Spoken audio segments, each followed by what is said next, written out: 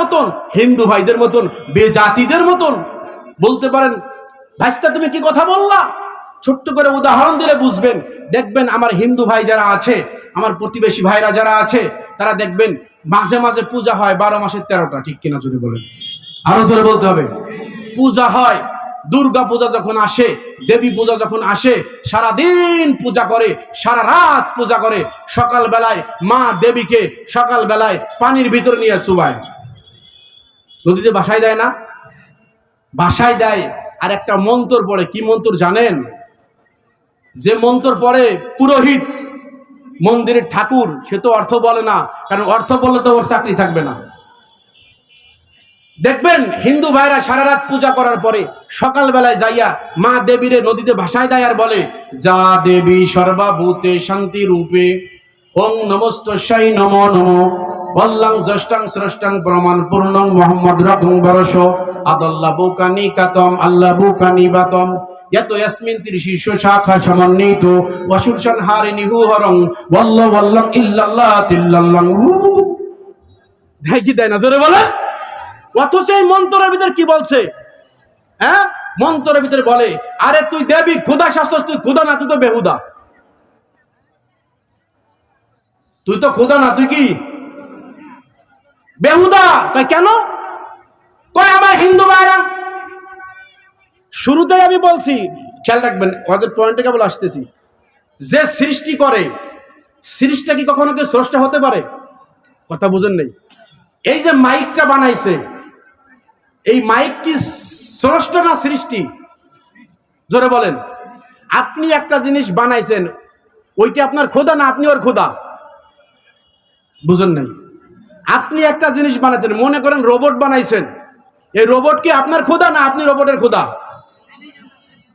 তাহলে আমার ভাই যারা আছে নিজের হাতে মাটি কাদা মাটি দিয়ে দেখতেছে, হ্যাঁ খোদা বানাইছে। কেমন খোদা? মাথার ভিতরে ফুটো, পেটের ভিতরে কুটো, গোয়ার ভিতরে খুটো। জোরে বলেন ঠিক কিনা? সব কিছু দিয়ে আল্লাহ বানাইছে। আমাকে আপনাকে কত সুন্দর অবয়ব দিয়ে বানাইছেন। এই জন্য হিন্দু ভাইরা সারা রাত পূজার নামে গালাগালি করে, সকালবেলা যখন ভাষায় দেয় কয় বেটা খোদা নামে গে বেহুদা, তুই তো আমাদের খোদা না, আমাদের খোদা হলো একজন। কিন্তু বুঝায় না, কয় লা ইলাহা ইল্লাল্লাহ আল্লাহ ইল্লাল্লাহ তিল্লাল্লাহ, মানে একমাত্র খোদাই হলো আল্লাহ। আল্লাহু আকবার। একমাত্র খোদা, একমাত্র পূজা, একমাত্র উপাসনার অধিকারী হলো আমার আল্লাহ, একমাত্র উপাসনার অধিকার আমার আল্লাহ। সুতরাং ওই খোদা, তুই খোদা না, তুই ওসি বেহুদা। সুতরাং ভাগ তোর কোনো আশ্রয় নাই। দিন ভরে পূজা করলো, রাত ভরে পূজা করলো, ফজরের পরে যাই এই পিটায় পিটায় নদীর চুবাই দেয়। আল্লাহ বলেন, বান্দারে, ওই খোদা, যেই খোদা নিজেকেই হেফাজত করতে পারে না, যেই খোদা নিজেকেই রক্ষা করতে পারে না, ওই খোদা কেমন করে তোদেরকে রক্ষা করবে? সুতরাং আল্লাহ দিয়ে খলাকাকুম, আমি আল্লাহ তোদেরকে বানাইছি, আমি আল্লাহর পূজা কর, আমি আল্লাহর ইবাদত কর, আমি আল্লাহর গোলামি কর। কেন করবি? কল্লা আল্লাকুম তাত্তাকুন। কেন করবি? আমি আল্লাহর গোলামি যখন করবি, আমি আল্লাহ তোর কলবের ভিতরে তাকওয়া পয়দা করে দিব। আর যার কলবের ভিতরে আমি আল্লাহ তাকওয়া পয়দা করে দিব, ওই বান্দা মুত্তাকি হয়ে যাবে। আর আল্লাহ বলেন, আমি আল্লাহ কোরআনটাকে হিদায়াত বানাইছি এই সমস্ত মুত্তাকির জন্য। এই জন্যই তো আল্লাহ বলেন, ইয়া আইয়ুহাল্লাযীনা আমানু উদখুলু ফিস সিলমি কাফা, ও মুমিনেরা, ও মুমিনেরা, ইসলামের ভিতরে পরিপূর্ণভাবে আবদ্ধ হও। তার কারণ কি? কাইফাদখুলি ফি ইবাদি, ইসলামের ভিতরে ঢুকলেই তুই আমি আমার বান্দা হবি। আমার বান্দাদের ভিতরে অনুভব কর, আমার বান্দাদের ভিতরে প্রবেশ কর। ওয়াদখুলি জান্নাতি, এরপরেই তুই জান্নাতে যা। এই জন্যই তো দেখবেন আমাদের বাবাজি যারা আছে, আমার জনম দুঃখ মিয়া বাবা আমাকে মাঝে মাঝে বলতেন, বাবা মানুষের মতো মানুষ হও। আমিও আমার সন্তানদেরকে বলি, ছাত্রদেরকে বলি, মানুষের মতো মানুষ হও। দেখবেন টিচার ছাত্রদেরকে বলে, এই বাবা খবরদার খবরদার, উল্টা পাল্টা করিস না, লেখাপড়া শিখা মানুষের মতো মানুষ হ। এমন বলে কি বলে না? জোরে বলেন। সবাই সবাইকে বলে মানুষের মতো মানুষ হও, মানুষের মতো মানুষ হও। সবাই বলে ইমামের কাছে যাবেন, ইমাম সাহেব মুসল্লিদেরকে বলে বাবাজিরা মানুষের মতো মানুষ হও। পীর সাহেবের কাছে যাবেন, পীর সাহেব মুরিদদেরকে বলে বাবা মানুষের মতো মানুষ হও। এই বাগান আমি প্রশ্ন করতে চাই, বলেন তো দেখি আমি আপনি মানুষ না অমানুষ? জোর বলেন, আমি আপনি মানুষ না অমানুষ? তাহলে আমার বাবা আমাকে কেন বললো বাবা মানুষের মতো মানুষ হও? শিক্ষক কেন বললো বাবা মানুষের মতো মানুষ হও? পীর সাহেব কেন মুরিদকে বলে বাবা মানুষের মতো মানুষ হও? বোঝা গেল মানুষ নামের এই পশু হইয়া জন্ম নিলেই মানুষ হওয়া যায় না। মানুষ নামে জন্ম লইয়া কেন মানুষ হইলা না? মানুষ নামে জন্ম লইয়া কেন মানুষ হইলা না? এই দুনিয়া চিরদিনের না, এই দুনিয়া চিরদিনের না। মানুষ নামে জন্ম লইয়া কেন মানুষ হইলা না? এই দুনিয়া চিরদিনের না। চিল্লায় বলেন ঠিক কিনা? মসজিদের আজান শুনিয়া বাজার রাস্তাঘাটে মদ গাঁজা আর বিড়ি সিগারেট হরদম খাচ্ছে কোষে। আছে না নাই? আসতে কইলেন যে আছে না নাই? এই যে বাজারে মসজিদে আজান হয়, হাজার হাজার সন্তান আছে মসজিদের পাশেই চার দোকানে বৈশা, একবার বাম হাতে চা পান করে, ডান হাতে বিড়ি খায়। আছে না নাই? অথচ বাম হাতে খায় শয়তানে। মসজিদের আজান শুনিয়া বাজার রাস্তাঘাটে মদ গাঁজা আর বিড়ি সিগারেট হরদম খাচ্ছে কোষে। আবার নামের আগে লিখতে বলতে মোহাম্মদ টুক সারো না। নাম যদি জিজ্ঞেস করা হয়, নাম তো জিন্দেগিতে, আবার বর্তমান তো নামও ডিজিটাল নাম, লালটু, বল্টু, সেলটু, ট্যাবলেট, ক্যাপসুল, টুকাই সাগর, খোড়া মজিবার, গাঞ্জা সেলিম, পিচ্চি হান্নান, ল্যাংলা মাসুদ ইত্যাদি ইত্যাদি। এমন না? নামের আগে লিখতে পড়তে মোহাম্মদ টুক সারে না। নাম কি? মোহাম্মদ অমুক, মোহাম্মদ তমুক। ও নামাজ পড়ে নাই এক তো, ওর গাইতে গয়াল গান পাড়ার গন্ধ, বিড়ি টান ঠেলায়। কি বলেন ঠিক কিনা? ও বউতেও চান্স দেয় না ঠিক মতো। রাগ হচ্ছে, আফসোস লাগতেছে। আবার নামের আগে লিখতে বলতে মোহাম্মদ টুক ছাড়ো না। এই দুনিয়া চিরদিনের না, এই দুনিয়া চিরদিনের না। মেয়ের বাজার নরম দেখে নিজে গরম হয়ে ঘরে একটা বউ থাকিতে আবার করে বিয়ে। আছে না নাই?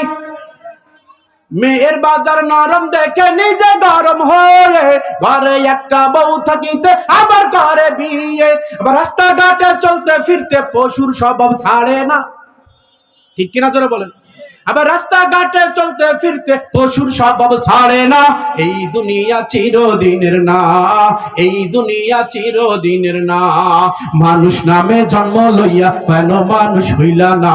এই দুনিয়া চিরদিনের না, এই দুনিয়া চিরদিনের না।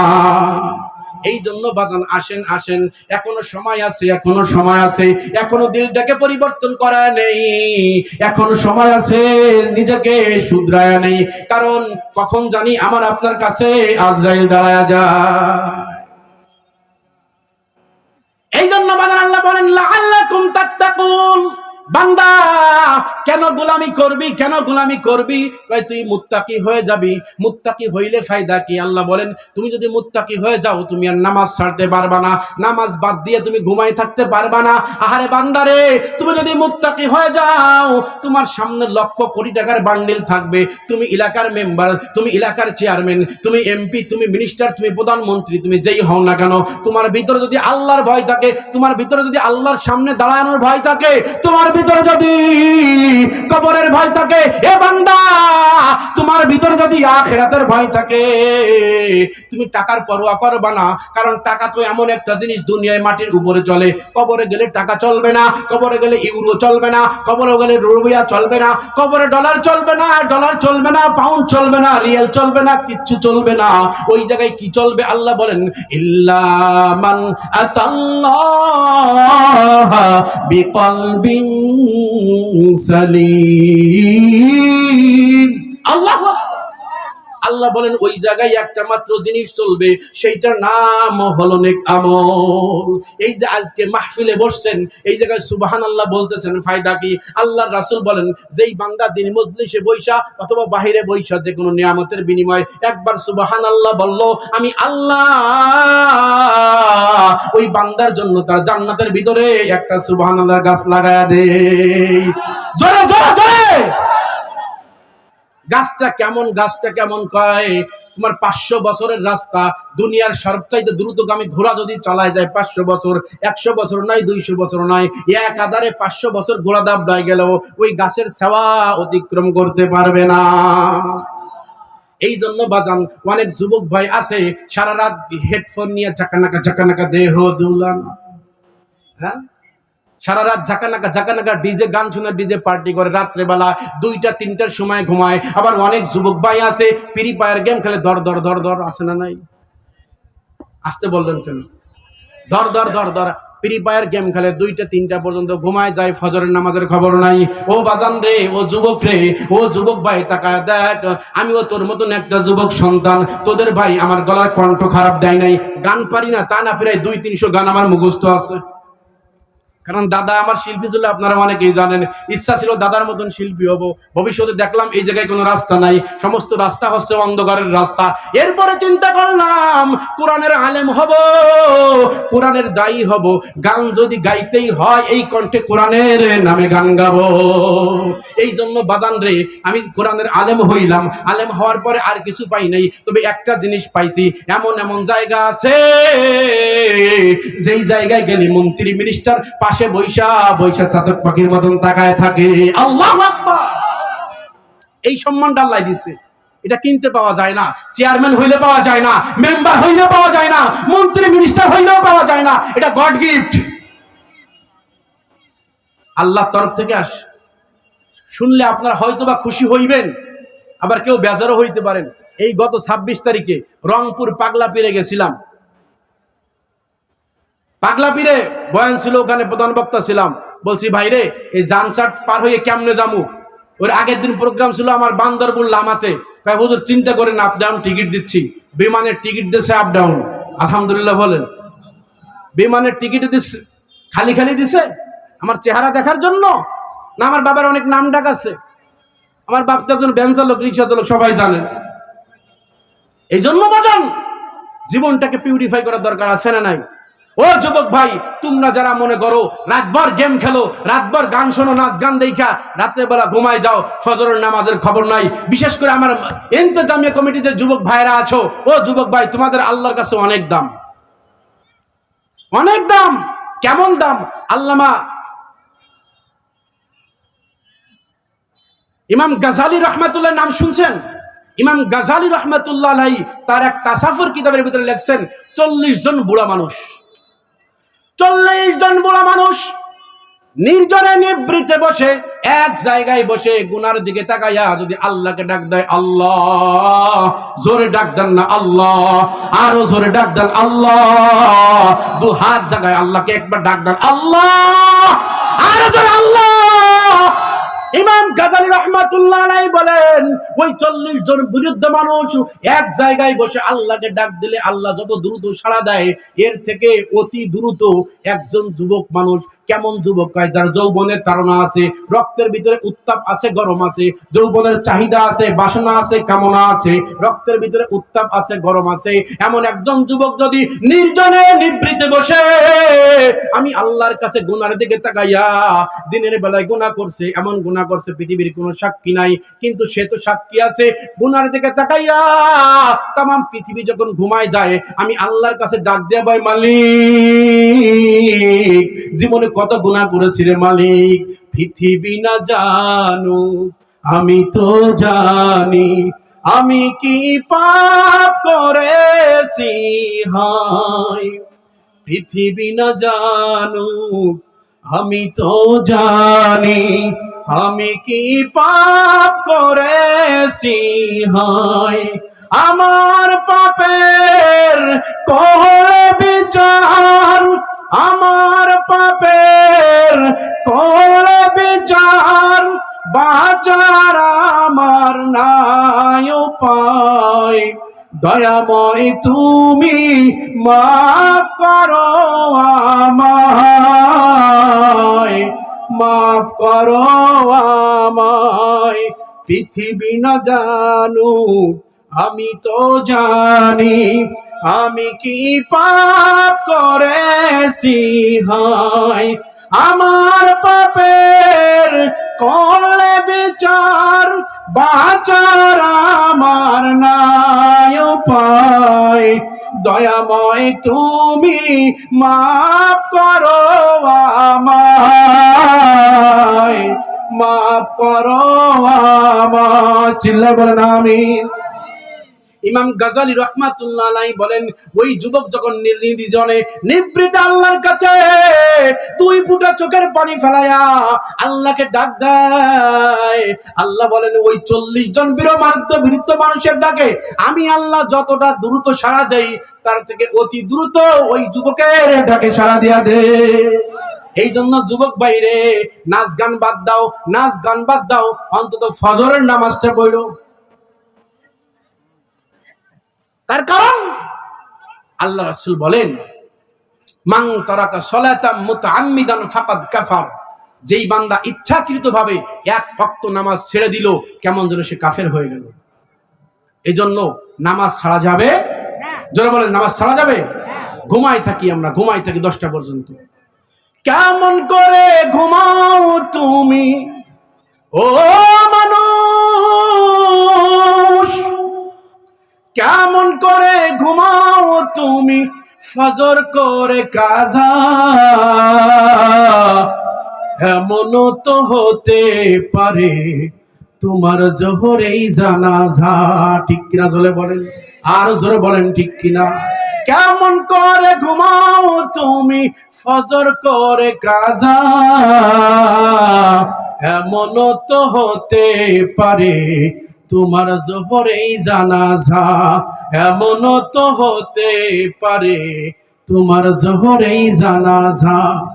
মুসলিম হয় না জন্ম নিলেই মুসলমানের ঘরে, কাফের মুমিন তফাৎটা হয় নামাজের উপরে। মুসলিম হয় না জন্ম নিলেই মুসলমানের ঘরে, কাফের মুমিন তফাৎটা হয় নামাজের উপরে। ও এই জীবনে নামাজ জানো, এই জীবনে নামাজ জানো তোমার হয় না কবু কাজা। এমনও তো হতে পারে তোমার জোহরেই জানাজা। ঠিক কিনা জোরে বলেন, এমনও তো হতে পারে তোমার জোহরেই জানাজা।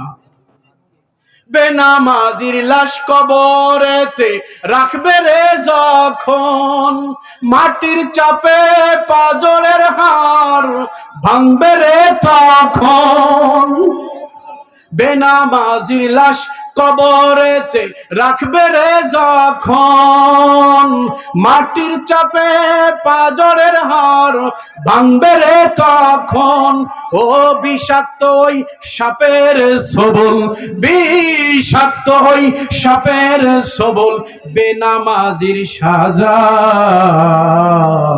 এমনও তো হতে পারে তোমার জোহরেই জানাজা। ঠিক কিনা জোরে বলেন, এমনও তো হতে পারে তোমার জোহরেই জানাজা। কেমন করে ঘুমাও তুমি, কেমন করে ঘুমাও তুমি ফজর করে কাজা। এমনও তো হতে পারে তোমার জোহরেই জানাজা। এই জন্য বাজান আসেন, এখনো সময় আছে, এখনো সময় আছে, এখনো সময় আছে। এ যুবক তাকায় দেখ, তোর মতন লক্ষ কোটি কোটি যুবক ঘুমের ঘরে স্ট্রোক করে মারা যায়, তোর মতন শত শত যুবক রোডে অ্যাক্সিডেন্টে মারা যায়। না জানি কখন তোমার আমার মরণের ডাক চলে আসে। এই জন্য বাজান সময় নাই, সময় নাই, এখনো সময় আছে। আজ থেকে এখান থেকে তওবা করে খাঁটি ভাবে একটা নিয়ত কইরা যাব, যে নিয়তটার জন্য এই মন ভাবে নিয়ত করব যে বাকি জিন্দেগিতে আর কখনো কোনোদিন আমার আমার এই জবানটা আল্লাহর বিপক্ষে যাবে না, আমার কদমটা কোরআনের বিপক্ষে যাবে না, আমার হাতটা কখনো আল্লাহর বিরুদ্ধে উঠবে না। কারা কারা রাজি আছো? আল্লাহকে দু হাত জায়গায় দেখা দাও। আল্লাহু আকবার, আল্লাহু আকবার, আল্লাহু আকবার। যেটা বলতেছিলাম, তাহলে আমার প্রত্যেকটা মিনিট, প্রত্যেকটা সেকেন্ড কার হুকুমে চলবে? জোরে বলেন। যদি জেল হয়, যদি জেলে যাইতে হয়, ফাঁসির মঞ্চে যাইতে হয়, জীবন যদি দিতে হয়, কার জন্য দিব? জোরে বলেন। এই জন্য কাউকে ভয় পাওয়ার দরকার নাই, কারণ জীবন জন্ম যখন নিয়েছি মরণ তো হবেই। ম্যান ইজ মর্টাল, মানুষ তো মরণশীল, মরবেই।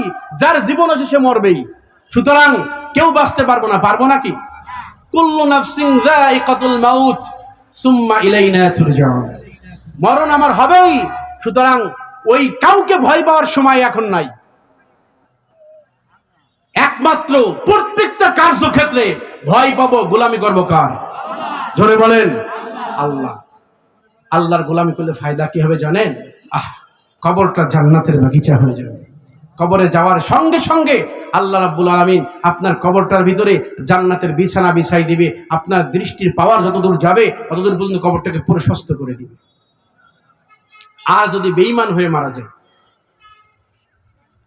বেঈমান হয়ে মারা গেলে কি হবে?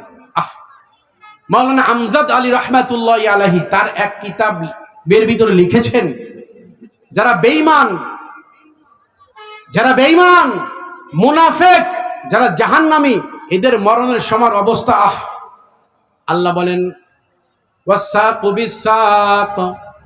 ওদের মরণের সময় যখন চলে আসে, পায়ের গোড়ালির সাথে পায়ের গোড়ালি লেগে যায়,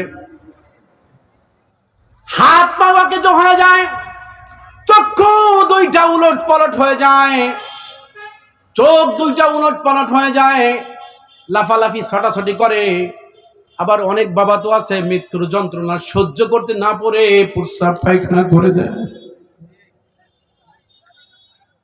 মাওলানা আমজাদ আলী রাহমাতুল্লাহ আলাইহি লেখেন তার কিতাবের ভিতরে, বাবারে, একজন গুনাহগার বান্দার যখন জান কবজের সময় হয়ে যায়, 70টা উট জবে না করে তার শরীর থেকে চামড়া ছিলায় নিয়ে গেলে উটটা যতটা কষ্ট পায়, এর থেকেও হাজার হাজার কোটি গুণ বেশি কষ্ট পায় ওই ব্যক্তি।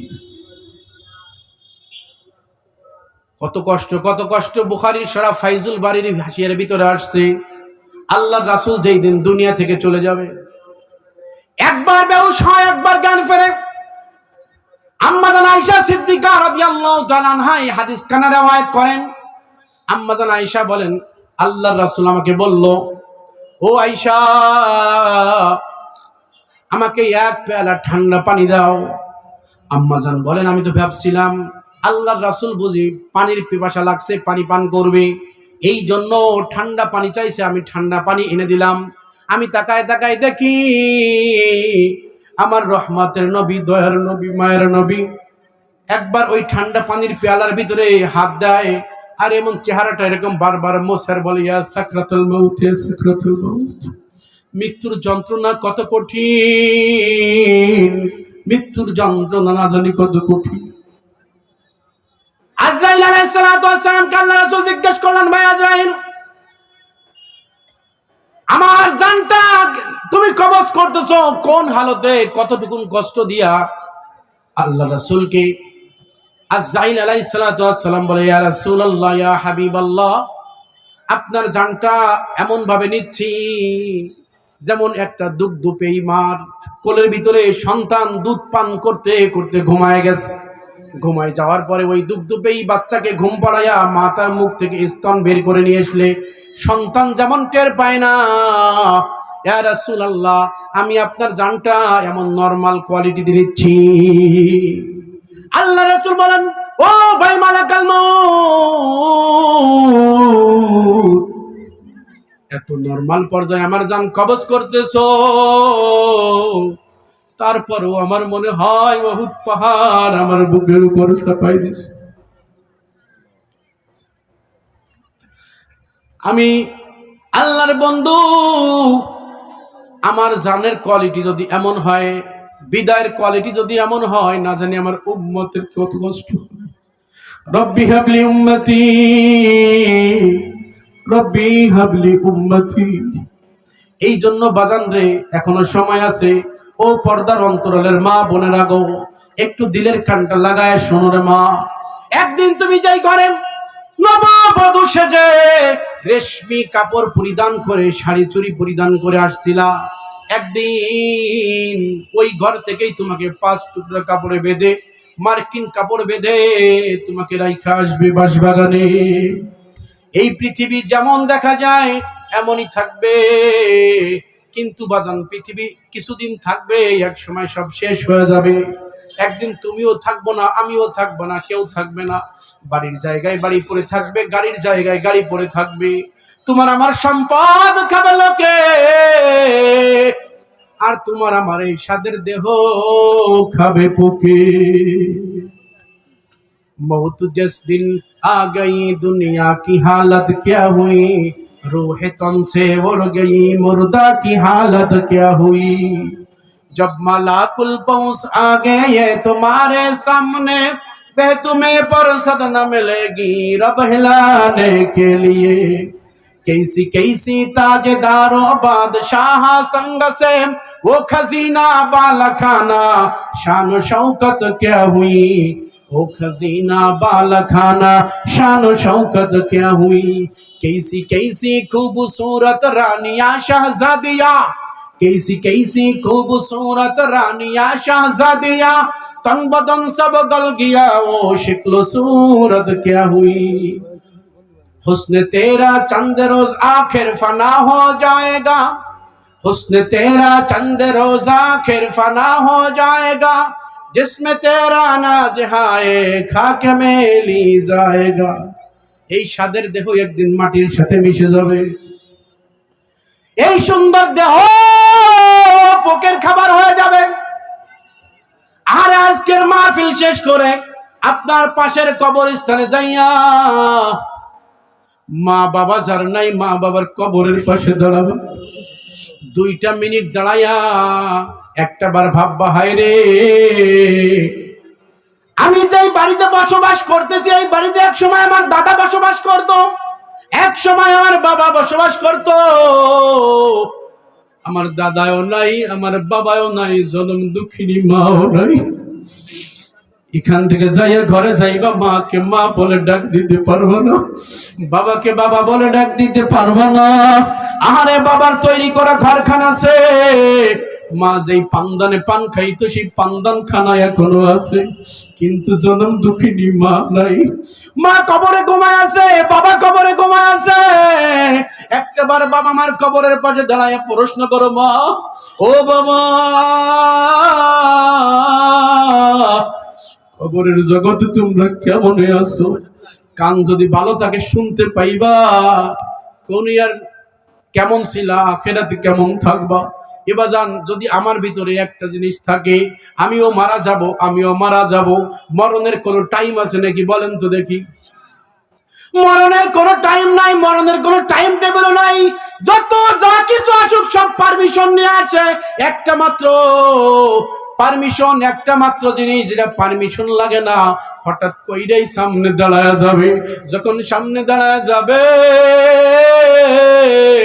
আরে হাতের শক্তি থাকবে না, পায়ের শক্তি থাকবে না। তখন যদি হাজারো কাকতি মিনতি করো, কোনো লাভ হবে না। এই জন্য বাজান এখনো সময় আছে, এখনো সময় আছে। আমার কোন জায়গায় মাটি হবে আমি জানি না, কোন জায়গায় আমার কবর হবে কেউ জানি না। আর আমার সন্তানগুলো নেককার কিনা তাও জানি না। আমি মরার পরে আমার সন্তান কবরের পাশে দাঁড়িয়ে আকডুম বাকডুম পড়বে, নাকি সূরা ইয়াসিন পড়বে, নাকি একটু দোয়া করবে, সেটাও জানি না। অথচ হাজার কোটি টাকার সম্পদ বানাই গেলাম, লক্ষ লক্ষ টাকার সম্পদ গড়ে গেলাম। আহারে, সম্পদ খাইলো লোকে, আর আমার এই সুন্দর দেহ খাইলো পোকে। এই জন্য বাজান রে, এখনো সময় আছে, এখনো সময় আছে, এখনো সময় আছে। একটু আল্লাহর রাস্তার জন্য প্রতিযোগিতা করি। আমরা তো দুনিয়ার জন্য প্রতিযোগিতা করি, আমরা তো দুনিয়ার জন্য প্রতিযোগিতা করি। অথচ আল্লাহ রাব্বুল আলামিন বলেন, ওয়াসারিউ ইলা মাগফিরাতিন মির রাব্বিকুম ওয়া জান্নাতিন আরদুহাস সামাওয়াতু ওয়াল আরদ উইদ্দাত লিল মুত্তাকিন। আল্লাহু আকবার। আল্লাহ বলেন, বান্দা ওই তোমার প্রভুর ক্ষমার দিকে দৌড়াও, তোমার প্রভুর ক্ষমার জন্য প্রতিযোগিতা করো, আর ওই জান্নাতের জন্য প্রতিযোগিতা করো যেই জান্নাতের দৈর্ঘ্য প্রস্থ হলো আসমান জমিনের মধ্যবর্তী স্থান। যেই জান্নাতের প্রশস্ততা শুধুমাত্র চওড়া, আসমান জমিনের মধ্যবর্তী স্থান, লম্বা কতটুকুন কেউ জানে না, কেউ জানে না। আল্লাহ বলে, বান্দা দুনিয়ায় ওই 5 তলা বাড়ির পিছনে দৌড়াইও না, ওই 10 তলা বাড়ির পিছনে দৌড়াইও না, লাভ নাই, লাভ নাই। বাড়ির জায়গায় বাড়ি পড়ে থাকবে। হঠাৎ দেখবে একদিন মসজিদের মালিক থেকে এলান হয়ে গেছে, চোখেরই পলকে তুমি হতেই পারো লাশ। ঠিক কিনা জোরে বলেন? চোখেরই পলকে তুমি হতেই পারো লাশ। চিরতরে বন্ধ হবে তোমারই নিঃশ্বাস, হবে এলান তোমারই নাম মসজিদের মাইকে। বাড়িওয়ালা নাই রে বাড়ি, নাই রে দুনিয়াতে, বাড়িওয়ালা নাই রে বাড়ি, নাই রে দুনিয়াতে। ঠিক কিনা জোরে বলেন? এই জন্য বাজান, সময় নাই, সময় নাই। আরে কত কথাই তো থাইকা গেল, কত কথা বলবো। আরে একটা কথা বোঝাইতে চাই, এই হায়াতের মালিককে। জোরে বলেন কে? হায়াতের মালিককে। দুহাত জায়গায় বলেন, হায়াতের মালিককে, মৌতের মালিককে। আরে আমার রিজিকের মালিককে। আমার রিজিকের মালিক যদি আল্লাহ হয়, হায়াতের মালিক যদি আল্লাহ হয়, মৌতের মালিক যদি আল্লাহ হয়, তাহলে সর্বদা সর্ব হালাতে সর্ব জায়গায় গোলামি করব কার? জোরে বলেন, আরো জোরে। আল্লাহর গোলামি করব। আল্লাহ রাব্বুল আলামিন আমাদের সকলকে সর্ব হালাতে তার গোলামির ভিতর থাকার তৌফিক দান করুক। যদি কোনো কথায় কষ্ট পেয়ে থাকেন, ছোট ভাই বা ছেলে হিসেবে ক্ষমা করে দিবেন। অনেক অগোছালো কথা বললাম, মাগরিবের পরের সময় একটু দৌড় থাকে, এজন্য কথা গোছায় আনা যায় না, এজন্য ক্ষমা সুন্দর দৃষ্টিতে দেখবেন। যদি বেঁচে থাকি দেখা হবে আবার, বেঁচে না থাকলে দেখা হবে হাসরের মাজার। হাযা মা ইনদি ওয়াল ইলমু ইনদাল্লাহ আলাইহি তাওয়াক্কালতু ওয়া ইলাইহি উনিব। আপনাদের খুশির খবর হচ্ছে, আমাদের ইশারার পরে যেই আলোচনা করবেন, দেশ বরণ্য আলেমে দিন, যার আলোচনা শোনার জন্য লক্ষ লক্ষ মানুষ হুমড়িকে পড়ে, আন্তর্জাতিক খ্যাতি সম্পন্ন মুফাসসিরে কুরআন। সবচেয়ে বড় কথা, আমার মোহাব্বতের বড় ভাই, আমাকে ছোট ভাইয়ের মতন স্নেহ করে। আজকে আমার এখানে আসার কথা ছিল না, হুজুর আমাকে বারবার ফোন দিয়ে বলছে, তুমি ওখানে না গেলে আমি যাবো না। আমার মাদ্রাসায় পরীক্ষা, সারা বাংলাদেশে পরীক্ষা চলতেছে, তারপরও সেইটা রাইকে শুধু আপনাদের খেদমতের জন্য আর হুজুরের সম্মানার্থে আসছি। হুজুর আপনাদের মাঝে হেসে উপস্থিত হয়েছেন, চিল্লাই বলি আলহামদুলিল্লাহ। আরো যারা বলেন আলহামদুলিল্লাহ। নামাজের পরেই হুজুর আলোচনা করবেন, সুতরাং আপনারা সবাই নামাজের পরেই এখানে জমে জমে বসে যাবেন। আল্লাহ আমাদের সকলকে, সকলে এখানে ইনশাআল্লাহ বসে যাব। হুজুরের নাম তো আপনারা সবাই জানেন, চিনেন, গহরডাঙ্গার প্রধান বক্তা মুফতি আবুল কাসেম আশরাফি সাহেব, বারাকাল্লাহু ফি হায়াতি। আল্লাহ তার আল্লাহ হযরতের হায়াতে জিন্দেগিতে বরকত দান করুক, চিল্লাই বলি আমিন। সবাই আসবেন তো ইনশাআল্লাহ? সবাই এসে জড়ে মিলে বসে যাবেন, আখেরি মুনাজাত করে তওবা করে এখান থেকে খাঁটি মুমিন হয়ে বাড়িতে যাবেন। ঠিক আছে তো ইনশাআল্লাহ? আল্লাহ আমাদের সকলকে তৌফিক দান করুক। আসসালামু আলাইকুম ওয়া রাহমাতুল্লাহি ওয়া বারাকাতুহু।